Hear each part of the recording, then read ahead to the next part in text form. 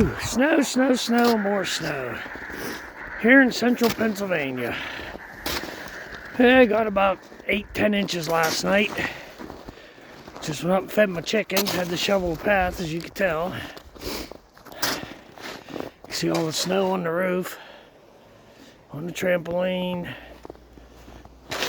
Now I shoveled the trampoline off. You can see how much is on top of the chicken coop total.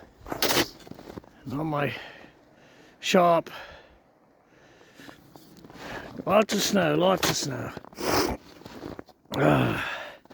So in the night it's supposed to get down to 15 below, and tomorrow a high of 11 below. So it's going to be a cold one, folks. Dress warm. Don't run out in your PJs. And remember, if you ain't frostbit, you're not doing something right.